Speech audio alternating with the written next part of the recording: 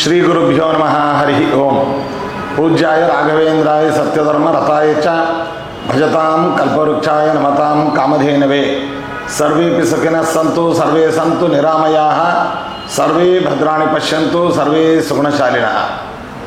ಕಲಿಯುಗದ ಕಾಮಧೇನು ಕಲ್ಪವೃಕ್ಷ ಸದೃಶರಾದ ರಾಘವೇಂದ್ರ ಸ್ವಾಮಿಗಳವರ ಭಕ್ತರು ಜಾತ್ಯತೀತವಾಗಿ ದೇಶದ ಉದ್ದಗಲಕ್ಕೂ ವಿದೇಶಗಳಲ್ಲಿಯೂ ಕೂಡ ಅನೇಕ ಸ್ಥಳಗಳಲ್ಲಿ ಇದ್ದಾರೆ. ಹೇಗೆ ಒಂದು ಊರು ಅಂತಂದರೆ ಆಂಜನೇಯ ದೇವಸ್ಥಾನದ ಇಲ್ಲದೆ ಇರುವಂಥ ಊರು ಇಲ್ಲವೋ, ರುದ್ರದೇವರ ದೇವಸ್ಥಾನವೂ ಇಲ್ಲದೇ ಇರುವಂತಹ ಊರಿಲ್ಲವೋ, ಅದರಂತೆ ರಾಯರ ಭಕ್ತರು ಇಲ್ಲದೇ ಇರುವಂತಹ ಊರು ಇಲ್ಲ ಅಂತ ಹೇಳಿದರೂ ಕೂಡ ಅತಿಶಯೋಕ್ತಿ ಆಗೋದಿಲ್ಲ. ಅಂತಹ ರಾಘವೇಂದ್ರ ಸ್ವಾಮಿಗಳವರ ಭಕ್ತರ ಉಪಯೋಗಕ್ಕೋಸ್ಕರವಾಗಿ ಮಂತ್ರಾಲಯ ಯತಿವರ ಅನ್ನುವಂತಹ ಹೆಸರಿನಲ್ಲಿ ಒಂದು ಯೂಟ್ಯೂಬ್ ಚಾನಲನ್ನು ಮಾಡಿ ರಾಘವೇಂದ್ರ ಸ್ವಾಮಿಗಳವರ ಮಹಿಮೆ, ಪೂಜೆ, ವಿಧಾನಗಳು ಎಲ್ಲವನ್ನೂ ಕೂಡ ಪ್ರಸರಿಸ್ತಾ ಇದ್ದಾರೆ. ಇದರ ಮುಖ್ಯಸ್ಥರಾದಂತಹ ನಮ್ಮವರೇ ಆದ ಮಸೂದನ್ ಅವರು ಬಹಳ ಪರಿಶ್ರಮಪಟ್ಟು ಇದನ್ನು ಸೆರೆ ಹಿಡಿದು ಪ್ರಸಾರ ಮಾಡ್ತಾ ಇದ್ದಾರೆ. ಅವರಿಗೆ ನಾವು ತುಂಬ ಮನಸ್ಸಿನಿಂದ ಆಶೀರ್ವಾದವನ್ನು ಮಾಡ್ತಾ ಇದ್ದೇವೆ. ಎಲ್ಲರಿಗೂ ನಮಸ್ಕಾರ. ಮಂತ್ರಾಲಯ ಯತಿವರ ಯೂಟ್ಯೂಬ್ ಚಾನಲ್ಗೆ ನಿಮಗೆಲ್ಲ ಪ್ರೀತಿಯ ಸ್ವಾಗತ. ನಾನು ಆಯುರ್ವೇದ ಮತ್ತು ಸಸ್ಯೌಷಧ ತಜ್ಞ ಮಧುಸೂದನ್. ಇವತ್ತಿನ ವಿಡಿಯೋದಲ್ಲಿ ನಾನು ನಿಮಗೆ ಮಂತ್ರಾಲಯದಲ್ಲಿ ನಡೆದಂಥ ಒಂದು ಸತ್ಯ ಘಟನೆಯನ್ನ ಹೇಳ್ತೀನಿ. ಯಾರು ಮೊದಲನೇ ಸಲ ನನ್ನ ಮಂತ್ರಾಲಯ ಯತಿವರ ಯೂಟ್ಯೂಬ್ ಚಾನಲ್ ನೋಡ್ತಾ ಇದ್ದೀರಾ, ಇವಾಗಲೇ ಸಬ್ಸ್ಕ್ರೈಬ್ ಮಾಡ್ಕೊಳ್ಳಿ. ಹಾಗೇನೆ ಈ ವಿಡಿಯೋನ ಎಲ್ಲ ರಾಘವೇಂದ್ರ ಸ್ವಾಮಿಗಳ ಭಕ್ತರಿಗೂ ಶೇರ್ ಮಾಡಿ. ನಾನು ಕಳೆದ ವರ್ಷ ರಾಘವೇಂದ್ರ ಸ್ವಾಮಿಗಳ ಆರಾಧನೆಗೆ ಅಂತ ಮಂತ್ರಾಲಯಕ್ಕೆ ಹೋದಾಗ ನಡೆದಂಥ ಘಟನೆ ಇದು.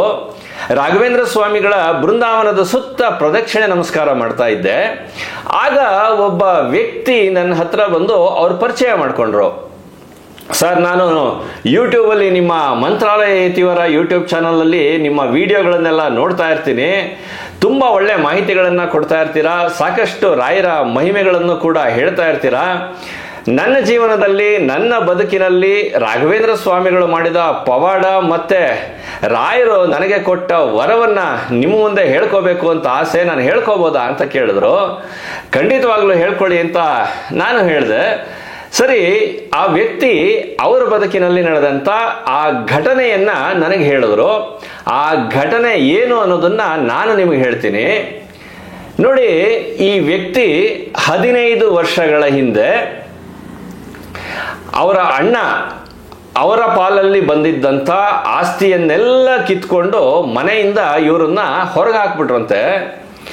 ಇವರಿಗೆ 4 ಜನ ಹೆಣ್ಮಕ್ಳು, ಎಲ್ಲ ಪುಟ್ ಮಕ್ಕಳು, ಒಂದು 8 ವರ್ಷ, 10 ವರ್ಷ, 15 ವರ್ಷ ಈ ವಯಸ್ಸಿನ ಮಕ್ಕಳು. ಪಾಪ ಆ ಮಕ್ಕಳನ್ನು ಇವರ ಹೆಂಡ್ತಿನೋ ಇವರನ್ನು ಮನೆಯಿಂದ ಆಚೆಗೆ ಹಾಕ್ಬಿಟ್ರಂತೆ.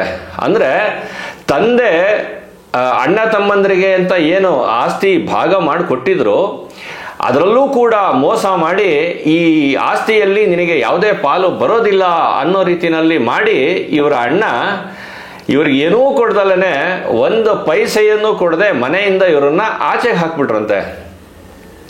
ಸರಿ, ಇವರಿಗೆ ದಾರಿ ತೋಚಲಿಲ್ಲ, ಏನ್ ಮಾಡಬೇಕು ಅಂತ ಗೊತ್ತಾಗ್ಲಿಲ್ಲ. ರಾಘವೇಂದ್ರ ಸ್ವಾಮಿಗಳ ಪರಮ ಭಕ್ತರು ಇವರು.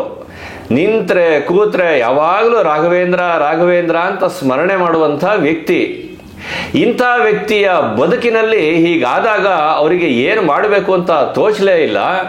ಸರಿ, ಇವ್ರೇನ್ ಮಾಡಿದ್ರು, ಅವರ ಹೆಂಡ್ತಿನ ಮತ್ತು ಆ ಪುಟ್ಟ ಹೆಣ್ಣು ಮಕ್ಕಳು ಏನಿದ್ರು, ಆ ಹೆಣ್ಣು ಮಕ್ಕಳನ್ನ ಅವರ ಹೆಂಡತಿಯ ಅಂದ್ರೆ ಇವರ ಮಾವನ ಮನೆಗೆ ಬಿಟ್ಟು ಮಂತ್ರಾಲಯಕ್ಕೆ ಬಂದ್ಬಿಟ್ರಂತೆ. ಮಂತ್ರಾಲಯಕ್ಕೆ ಬಂದು ರಾಘವೇಂದ್ರ ಸ್ವಾಮಿಗಳ ಮುಂದೆ ನಿಂತು ಬೇಡ್ಕೊಂಡು ಕಣ್ಣಲ್ಲಿ ನೀರು ಹಾಕೊಂಡು ರಾಯರನ್ನ ಕೇಳ್ಕೊಂಡ್ರಂತೆ. ನಾನು ನನ್ನ ಕುಟುಂಬಕ್ಕಾಗಿ, ನನ್ನ ಮನೆಗಾಗಿ, ನನ್ನ ಅಣ್ಣನಿಗೆ ಒಳ್ಳೇದಾಗ್ಲಿ, ನನ್ನ ಅಣ್ಣನ ಮಕ್ಕಳಿಗೆ ಒಳ್ಳೇದಾಗ್ಲಿ, ಎಲ್ರಿಗೂ ಒಳ್ಳೇದಾಗ್ಲಿ ಅಂತ ನಾನು ಕಷ್ಟಪಟ್ಟೆ. ಇಷ್ಟು ವರ್ಷ ಒಂದು ಎತ್ತು ದುಡ್ದ ಹಾಗೆ ಮನೆಗೆ ದುಡ್ದೆ, ಆಸ್ತಿಗಳನ್ನ ಮಾಡಿದೆ, ಎಲ್ಲ ಮಾಡಿದ್ರು ಕೂಡ ಏನು ಫಲ ಆಗಲಿಲ್ಲ. ಅಣ್ಣ ಅನ್ನಿಸ್ಕೊಂಡವನು ತಂದೆ ಆಸ್ತಿನೂ ಕಿತ್ಕೊಂಡ, ನಾನು ಸಂಪಾದನೆ ಮಾಡಿದಂಥ ಆಸ್ತಿಯನ್ನು ಕೂಡ ಕಿತ್ಕೊಂಡು ನನ್ನನ್ನು ಮನೆಯಿಂದ ಹೊರಗಡೆ ಹಾಕಿದ್ದಾನೆ. 4 ಜನ ನನಗೆ ಹೆಣ್ಣು ಮಕ್ಕಳಿದ್ದಾರೆ, ಪುಟ್ಟ ಮಕ್ಕಳು.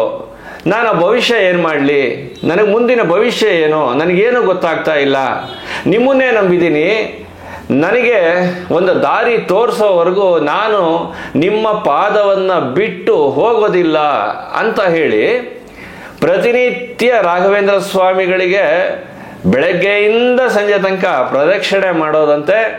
ರಾತ್ರಿ ಊಟ ಮಾಡಿ ರಾಘವೇಂದ್ರ ಸ್ವಾಮಿಗಳ ಮಠದ ಮುಂಭಾಗ ಪ್ರಾಕಾರ ಇದೆಯಲ್ಲ ಅಲ್ಲಿ ಮಲ್ಕೊಳ್ಳೋದು. ಯಾಕೆ ಅಂದರೆ ಇವರಿಗೆ ಲಾಡ್ಜಿಗೆ ಕೊಡುವಷ್ಟು ದುಡ್ಡು ಇಲ್ಲ, ಊಟ ಮಾಡೋಕ್ಕೂ ದುಡ್ಡಿಲ್ಲ. ಬಸ್ ಚಾರ್ಜ್ ಹೇಗೋ ಅಡ್ಜಸ್ಟ್ ಮಾಡಿಕೊಂಡು ಮಂತ್ರಾಲಯಕ್ಕೆ ಬಂದಿದ್ರಂತೆ. ದಿನಾ ಮಠದಲ್ಲಿ ಊಟ ಮಾಡೋದು, ರಾತ್ರಿ ಮಂತ್ರಾಲಯದಲ್ಲಿ ರಾಯರ ಮಠದ ಮುಂದೆ ಆ ಪ್ರಾಕಾರ ಇದೆಯಲ್ಲ ಆ ಪ್ರಾಕಾರದ ಮುಂದೆ ರಾಘವೇಂದ್ರ ಸ್ವಾಮಿಗಳ ಕಡೆ ತಲೆ ಹಾಕೊಂಡು ಮಲಗೋದು. ಮಾರನೇ ದಿವಸ ಬೆಳಗ್ಗೆ ಏಳೋದು, ತುಂಗಭದ್ರಾ ನದಿ ಹತ್ರ ಹೋಗೋದು, ಸ್ನಾನ ಮಾಡೋದು, ಪುನಃ ರಾಯರ ಮಠಕ್ಕೆ ಬರೋದು, ರಾಯರ ಸುತ್ತ ಪ್ರದಕ್ಷಿಣೆ ನಮಸ್ಕಾರವನ್ನು ಹಾಕಿ ರಾಯರ ಮುಂದೆ ಕಣ್ಣೀರು ಹಾಕೊಳ್ತಾ ಪ್ರದಕ್ಷಿಣೆ ನಮಸ್ಕಾರ ಮಾಡೋದು. ರಾತ್ರಿ ಆಗ್ತಿದ್ದ ಹಾಗೆ ಮತ್ತೆ ಮಠದಲ್ಲಿ ಒಂದು ಸ್ವಲ್ಪ ಊಟ ಮಾಡೋದು, ಮತ್ತೆ ರಾಘವೇಂದ್ರ ಸ್ವಾಮಿಗಳ ಮಠದ ಮುಂಭಾಗದಲ್ಲಿ ಮಲ್ಕೊಳ್ಳೋದು. ರಾಘವೇಂದ್ರ ಸ್ವಾಮಿಗಳು ನನಗೆ ದಾರಿ ತೋರಿಸೋ ತನಕ ನಾನು ನಿಮ್ಮ ಪಾದವನ್ನು ಬಿಟ್ಟು ಅಲ್ಲಾಡೋದಿಲ್ಲ, ನಾನು ವಾಪಸ್ ಹೋಗೋದಿಲ್ಲ ಅಂತ ನಿರ್ಧಾರ ಮಾಡ್ಕೊಂಡು ಬಂದಂಥ ಈ ವ್ಯಕ್ತಿ 1 ದಿನ ಆಯಿತು, 2 ದಿನ ಆಯಿತು, 3 ದಿನ ಆಯಿತು, 30 ದಿನಗಳಾಯಿತು. ಹೀಗೆ 30 ದಿನಗಳು ರಾಘವೇಂದ್ರ ಸ್ವಾಮಿಗಳ ಸೇವೆಯನ್ನ ಮಾಡಿದ ಮೇಲೆ 30ನೇ ದಿನ ರಾತ್ರಿ ಇವರು ರಾಯರ ಮಠದ ಮುಂಭಾಗದಲ್ಲಿರುವಂಥ ಆ ಪ್ರಾಕಾರದಲ್ಲಿ ಮಲಗಿದಾರಂತೆ. ಮಲಗಿದ್ದು ಬೆಳಗ್ಗೆ 5 ಗಂಟೆಗೆ ಮಠದಲ್ಲಿ ಅನೌನ್ಸ್ಮೆಂಟ್ ಆಗುತ್ತೆ. 5 ಗಂಟೆಗೆ ಯಾರ್ಯಾರು ಮಠದ ಮುಂಭಾಗದಲ್ಲಿ ಪ್ರಾಕಾರದಲ್ಲಿ ಮಲಗಿದ್ದೀರಾ ಅವರೆಲ್ಲ ಹೇಳ್ಬೇಕು, ಈಗ ಸುಪ್ರಭಾತ ಆಗ್ತಾ ಇದೆ, ಯಾರು ಮಠದ ಮುಂದೆ ಈಗ ಮಲಗೋ ಹಾಗಿಲ್ಲ, ಎಲ್ಲರೂ ಹೇಳ್ಬೇಕು ಅಂತ ರಾಘವೇಂದ್ರ ಸ್ವಾಮಿಗಳ ಸನ್ನಿಧಿಯಲ್ಲಿ ಮೈಕಲ್ಲಿ ಅನೌನ್ಸ್ಮೆಂಟ್ ಆಗುತ್ತೆ. ಪ್ರತಿನಿತ್ಯ ಅನೌನ್ಸ್ಮೆಂಟ್ ಆಗುತ್ತೆ ಇದು. ಅವತ್ತು ಅನೌನ್ಸ್ಮೆಂಟ್ ಆಯಿತು, 5 ಗಂಟೆ ಆಗಿದೆ, ನೀವು ಹೇಳ್ಬೇಕು ಅಂತ. ಸರಿ, ಈ ವ್ಯಕ್ತಿ ಹೇಳ್ಬೇಕು ಅಂತಂದ್ಬಿಟ್ಟು ಬಲಭಾಗದಿಂದ ಹೇಳೋಣ ಅಂತಂದ್ಬಿಟ್ಟು ಈ ಕಡೆಗೆ ಹೀಗೆ ಅವರ ಬಲಭಾಗದಲ್ಲಿ ಹೀಗೆ ತಲೆ ತಿರುಗಿಸಿ ಹೀಗೆ ಕೈ ಇಟ್ಕೊಂಡು ಹೇಳೋಣ ಅಂತ ಹೇಳಕ್ಕೆ ಹೋದಾಗ ಅವರ ಬಲಭಾಗದಲ್ಲಿ ಒಂದು ತೆಂಗಿನಕಾಯಿಗೆ ಅರಿಶಿಣ ಹಚ್ಚಿ ಆ ತೆಂಗಿನಕಾಯಿಯ ಮೇಲೆ ಒಂದು ಕುಂಕುಮ ಇಟ್ಟಿರೋದು ಒಂದು ತೆಂಗಿನಕಾಯಿ ಕಾಣಿಸ್ತಂತೆ. ಇವರು ಎದ್ದು ಕೂತ್ಕೊಂಡು ಇದೇನಿದು, ನನ್ನ ಪಕ್ಕದಲ್ಲಿ ತೆಂಗಿನಕಾಯಿ ಇದೆ, ತೆಂಗಿನಕಾಯಿಗೆ ಪೂರ್ತಿ ಅರಿಶಿಣ ಹಚ್ಚಿದೆ, ಇದ್ರ ಮೇಲ್ಗಡೆ ಕುಂಕುಮ ಬೇರೆ ಇದೆಯಲ್ಲ, ಏನಿದು ಅಂತಂದ್ಬಿಟ್ಟು ಆ ತೆಂಗಿನಕಾಯಿನ ಕೈಯಲ್ಲಿ ಹೀಗೆ ತಗೊಂಡು ಹಿಂಗೆ ಎತ್ತಿದ್ರೆ ಆ ತೆಂಗಿನಕಾಯಿಯ ಕೆಳಗಡೆ 500 ರೂಪಾಯಿಂದು ಒಂದು ಹೊಸ ನೋಟ್ ಇತ್ತಂತೆ. ಆ ತೆಂಗಿನಕಾಯಿ ಹೇಗಿತ್ತು, ಆ ತೆಂಗಿನಕಾಯಿಗೆ ಹೇಗೆ ಅರಿಶಿಣ ಹಚ್ಚಿದ್ರು, ಕುಂಕುಮ ಹೇಗೆ ಹಚ್ಚಿದ್ರು, ಅದು ಹೇಗಿತ್ತು ಅನ್ನೋದನ್ನ ನಾನು ನಿಮ್ಗೆ ಇವಾಗ ತೋರಿಸ್ತೇನೆ ಬನ್ನಿ. ಅವರ ಬಲಭಾಗದಲ್ಲಿ ಈ ಥರದ ಒಂದು ತೆಂಗಿನಕಾಯಿ ನೋಡಿ, ಸಂಪೂರ್ಣವಾಗಿ ಒಂದು ತೆಂಗಿನಕಾಯಿಗೆ ಅರಿಶಿಣವನ್ನು ಹಚ್ಚಿ ಅದರ ಮೇಲೆ ಕುಂಕುಮವನ್ನು ಇಟ್ಟಿರುವಂಥ ಒಂದು ತೆಂಗಿನಕಾಯಿ ಅವರಿಗೆ ಕಾಣಿಸಿದೆ. ಇಲ್ಲಿ ಏನು ನೋಡ್ತಾ ಇದ್ದೀರಾ, ಇದೇ ಥರದಲ್ಲಿ ಒಂದು ತೆಂಗಿನಕಾಯಿ ಕಾಣಿಸಿದೆ. ಅವರು ಇದೇನಿದು ತೆಂಗಿನಕಾಯಿ ಇದೆಯಲ್ಲ ಪಕ್ಕದಲ್ಲಿ ಅಂತ ಅಂದ್ಬಿಟ್ಟು ಆ ತೆಂಗಿನಕಾಯಿನ ನೋಡೋಣ ಅಂದ್ಬಿಟ್ಟು ಹಿಂಗೆ ತೆಂಗಿನಕಾಯಿ ತೆಗೆದ್ರೆ ತೆಂಗಿನಕಾಯಿಯ ಕೆಳಗಡೆ 500 ರೂಪಾಯಿಂದು ಒಂದು ನೋಟ್ ಇತ್ತಂತೆ. ನೋಡಿ, ಈ ಥರ ಹೊಸ ನೋಟು, 500 ರೂಪಾಯಿಂದು ಹೊಸ ನೋಟು ಈ ತೆಂಗಿನಕಾಯಿಯ ಕೆಳಗಡೆ ಇತ್ತಂತೆ. ಅವರಿಗೆ ಒಂಥರದಲ್ಲಿ ಆಶ್ಚರ್ಯ ಆಯಿತು, ಮತ್ತು ಒಂಥರದಲ್ಲಿ ಯಾರು ಇಟ್ಟೋಗಿದ್ದಾರೆ, ಇದು ಏನು ಅಂತ ಅವ್ರಿಗೆ ಅರ್ಥ ಆಗಲಿಲ್ಲ. ಪಾಪ ಅವರು ಹಳ್ಳಿ ಜನ, ಅವ್ರಿಗೇನು ಗೊತ್ತಾಗುತ್ತೆ, ಇದು ಏನು ಅನ್ನೋದು ಅವರಿಗೆ ಅರ್ಥನೇ ಆಗಲಿಲ್ವಂತೆ. ಸುತ್ತ ನೋಡಿದರೆ ಇವ್ರ ಸುತ್ತ ಯಾರು ಜನನೂ ಇಲ್ಲ, ಎಲ್ಲ ದೂರ ಎಲ್ಲೆಲ್ಲೋ ಮಲಗಿದ್ದಾರೆ, ಇವ್ರ ಪಕ್ಕದಲ್ಲಿ ಯಾರೂ ಇಲ್ಲ. ಈ ತೆಂಗಿನಕಾಯಿ ಎಷ್ಟು ಹತ್ತಿರ ಇತ್ತು ಅಂತಂದ್ರೆ ಇವ್ರ ಕೈಗೆ ತಾಕೋ ಹಾಗೆ, ಅಂದ್ರೆ ಏಳುವಾಗ ಹೀಗೆ ಕೈ ತಾಕತ್ತಲ್ಲ, ಅಷ್ಟು ಹತ್ತಿರದಲ್ಲಿ ಆ ತೆಂಗಿನಕಾಯಿ ಮತ್ತು ಈ 500 ರೂಪಾಯಿಯ ಆ ನೋಟು ಅಲ್ಲಿ ಇತ್ತಂತೆ.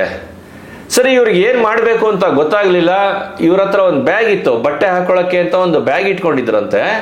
ಆ ಬ್ಯಾಗ್ ಒಳಗೆ ಈ ತೆಂಗಿನಕಾಯಿ ಮತ್ತು 500 ರೂಪಾಯಿ ನೋಟ್ ಇತ್ತಲ್ಲ, ಅದೆರಡನ್ನೂ ಆ ಬ್ಯಾಗಲ್ಲಿ ಇಟ್ಕೊಂಡು ಪುನಃ ಬೆಳಗ್ಗೆ ನದಿ ಹತ್ರ ಸ್ನಾನಕ್ಕೆ ಹೋಗಿ ಸ್ನಾನ ಮಾಡಿ ರಾಘವೇಂದ್ರ ಸ್ವಾಮಿಗಳ ಮಠಕ್ಕೆ ಬಂದು ಆ 30ನೇ ದಿವಸ ರಾಯರಿಗೆ ಪ್ರದಕ್ಷಿಣೆ ನಮಸ್ಕಾರ, ಹೆಜ್ಜೆ ನಮಸ್ಕಾರ ಮತ್ತು ಉರುಳು ಸೇವೆಯನ್ನ ಮಾಡಿ ಹೊರಗಡೆಗೆ ಬರಬೇಕಾದ್ರೆ ಮಠದಿಂದ ಹೊರಭಾಗದಲ್ಲಿ ಕೆಂಪು ವಸ್ತ್ರವನ್ನ ಉಟ್ಟಿದ್ದಂಥ ಒಬ್ಬರು ಆಚಾರ್ಯರು ನಡ್ಕೊಂಡು ಬರ್ತಾ ಇರೋದು ಇವ್ರ ಕಣ್ಣಿಗೆ ಕಾಣಿಸ್ತಂತೆ.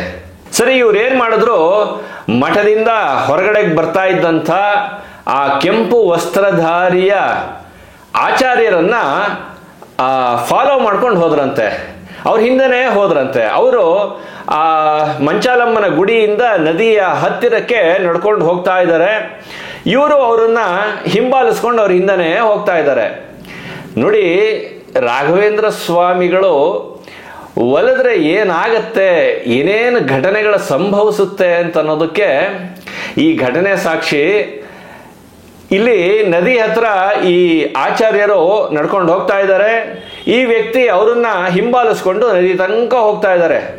ಅಂದ್ರೆ ಅವ್ರನ್ನ ಕೇಳೋಣ ಅಂತ. ಈಗ ಬೆಳಗ್ಗೆ ನನ್ನ ಎದ್ದಾಗ ಈ ತರ ಒಂದು ಘಟನೆ ನಡೀತು, ಇದೇನು ಅಂತ ನನಗೆ ಅರ್ಥ ಆಗ್ತಾ ಇಲ್ಲ, ಒಂದ್ ಸ್ವಲ್ಪ ಹೇಳಿ ಅಂತ ಕೇಳೋಣ ಅಂದ್ಬಿಟ್ಟು ಅವ್ರನ್ನ ಹಿಂಬಾಲಿಸ್ಕೊಂಡು ಹೋದ್ರಂತೆ. ನದಿ ಹತ್ರ ಹೋಗಿದ್ದಾರೆ. ನದಿ ಹತ್ರ ಯಾವುದೇ ಜನ ಇಲ್ಲ.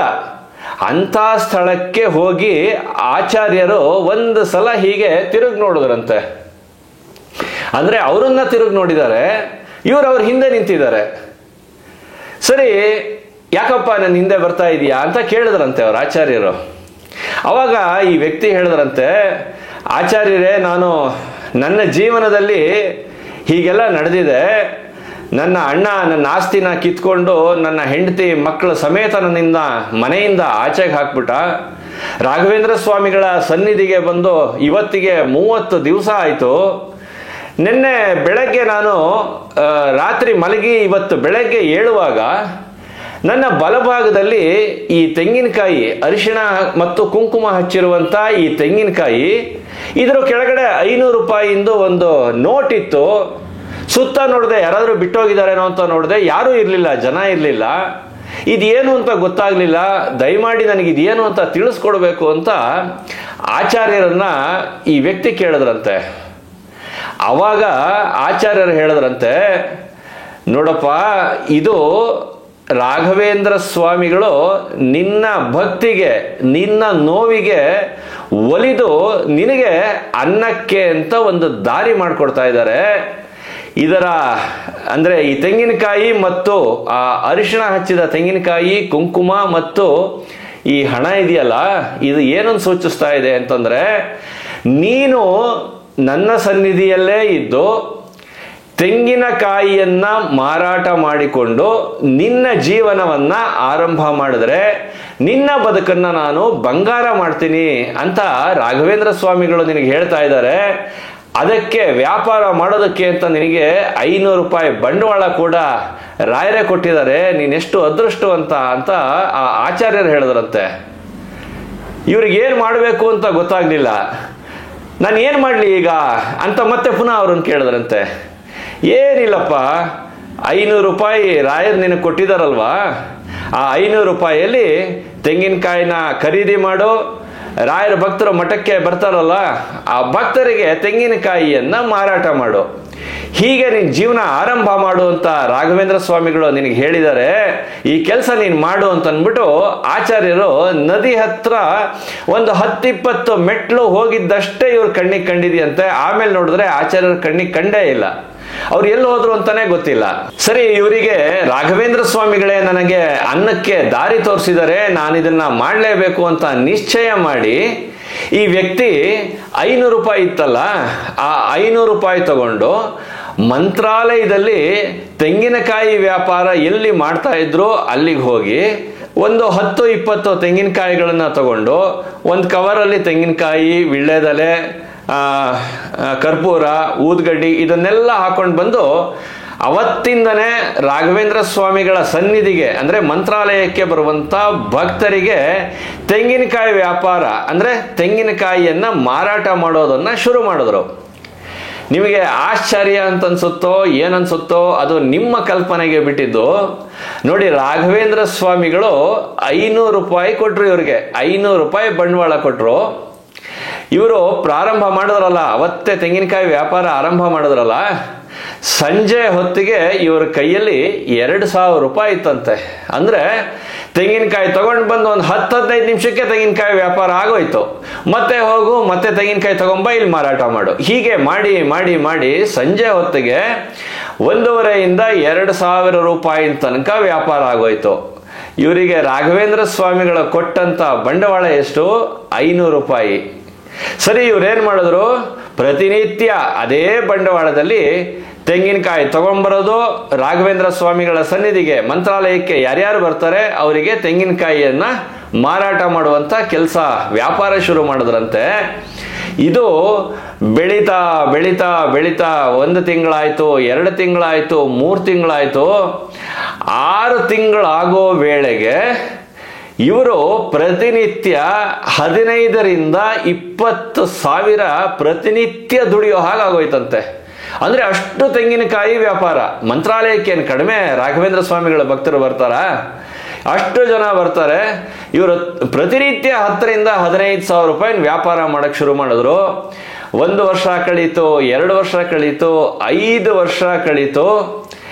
ಈಗ ಈ ವ್ಯಕ್ತಿ ಹೇಗಾಗಿದಾರಂತೆ ಅಂತಂದ್ರೆ, ಇಡೀ ಮಂತ್ರಾಲಯಕ್ಕೆ ಜೊತೆಗೆ ಮಂತ್ರಾಲಯದ ಸುತ್ತಮುತ್ತ ರಾಯಚೂರಿದೆ, ಆದೋನಿ ಇದೆ, ಎಲ್ಲೆಲ್ಲಿ ದೇವಸ್ಥಾನಗಳಿದೆಯೋ ಎಲ್ಲ ದೇವಸ್ಥಾನಗಳಿಗೂ ಹೋಲ್ಸೇಲ್ ಆಗಿ ತೆಂಗಿನಕಾಯಿಯನ್ನ ಸರಬರಾಜು ಮಾಡುವಂತ ವ್ಯಾಪಾರವನ್ನ ಶುರು ಮಾಡಿಬಿಟ್ರು.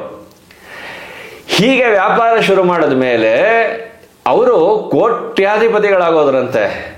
ನೋಡಿ, ರಾಘವೇಂದ್ರ ಸ್ವಾಮಿಗಳು ಒಲಿದ್ರೆ ಹೇಗಾಗತ್ತೆ ಅಂತ ನನಗೆ ಸಾಮಾನ್ಯವಾಗಿ ಬಹಳಷ್ಟು ಜನ ಫೋನ್ ಮಾಡಿ ಕೇಳ್ತಾ ಇರ್ತಾರೆ. ಸರ್, ನಾವು ತುಂಬಾ ಕಷ್ಟದಲ್ಲಿದ್ದೀವಿ, ನಾವು ರಾಯರನ್ನ ತುಂಬಾ ಪೂಜೆ ಮಾಡ್ತೀವಿ, ನಾವು ತುಂಬಾ ಸಾಲ ಮಾಡ್ಕೊಂಡಿದ್ದೀವಿ, ಆದ್ರೂ ಯಾಕೋ ನಮ್ಗೆ ರಾಯರು ಕರುಣನೆ ತೋರಿಸ್ತಾ ಇಲ್ಲ, ನಾವು ನಮ್ಮ ಜೀವನ ಪೂರ್ತಿ ಒದ್ದಾಡ್ತಾನೆ ಇದ್ದೀವಿ ಸರ್ ಅಂತ ಬಹಳಷ್ಟು ಜನ ಹೇಳ್ಕೊಳ್ತಾರೆ.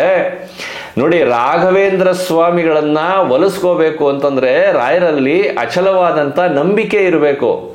ಮತ್ತೆ ಮಂತ್ರಾಲಯಕ್ಕೆ ಹೋಗಿ ರಾಯರಿಗೆ ನಮಸ್ಕಾರ ಮಾಡಿ ಬಂದ್ಬಿಟ್ರೆ ನಿಮ್ ಪರಿಹಾರ ಆಗೋದಲ್ಲ. ರಾಯರ ಸೇವೆಯನ್ನ ದೃಢ ಮನಸ್ಸಿನಿಂದ, ಶ್ರದ್ಧೆಯಿಂದ, ನಂಬಿಕೆಯಿಂದ ಮಾಡಬೇಕು. ಹೀಗೆ ಯಾರು ರಾಯರನ್ನ ನಂಬಿ ಶ್ರದ್ಧೆಯಿಂದ ಅವರ ಸೇವೆ ಮಾಡ್ತಾರೆ, ಅವರನ್ನ ರಾಯರು ಪರೀಕ್ಷೆ ಮಾಡ್ತಾರೆ, ಇವನು ಎಷ್ಟು ನನ್ನನ್ನು ನಂಬಿದ್ದಾನೆ ಅಂತ.